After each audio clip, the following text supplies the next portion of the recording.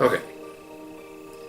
Now, one of the things that takes place after, in the Joseph Smith story and the restoration of the gospel is Christ is going to appear in his temple. When did that start? People are looking for the second coming of Christ. I say, hey guys, when did you miss it? There are three major comings of Christ to the world. He comes first to the saints in Zion, next to the Jews in Jerusalem, and finally to the world. Now the Christian community, they think that Christ's second coming is an event. Therein they do err. It's not an event, it's a process. And that process began when the boy Joseph Smith was in the Grove in the early 1800s, wanting to know which church to join, and Satan has been doing his very best to keep that message from spreading. Christ appears in the temple. Well, he appeared in the Kirtland Temple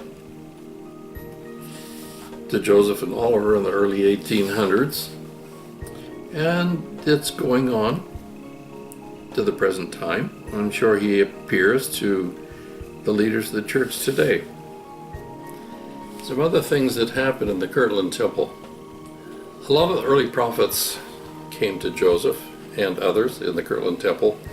Elijah, the prophet, was to return to the earth before the great and dreadful day of the Lord to turn the hearts of the children to the fathers and the hearts of the fathers to the children, lest the Lord smite the earth with a curse.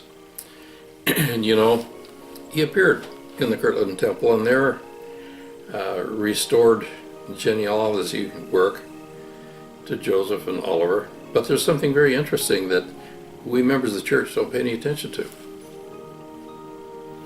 I have a Jewish friend who specifically joined the church based on the fact that Elijah came to Joseph and Oliver in the Kirtland Temple during Passover. Now, we don't pay any attention to that. I mean, we just, it was a date, and we don't tack on the significance of that date. But Elijah appeared to Joseph and Oliver in the Kirtland Temple during Passover, and that's very significant to the Jewish nation, to the Jewish people. And I know of at least one person that joined the church on that point alone.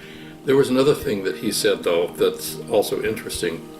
When John the Baptist introduced himself to Joseph and Oliver, he said, I am he who is known as John the Baptist. Now, had he said, my name is John the Baptist, this Jewish fellow said he would have been a liar, because that was not his name, that was his title. And when he appeared to Joseph and Oliver, he said, I am he who is known as John the Baptist. And based on that fact, plus the date that Elijah appeared in the temple to restore the work that he restored, was the proof to this Jewish friend of mine that put him over the top, and he became a very active Mormon.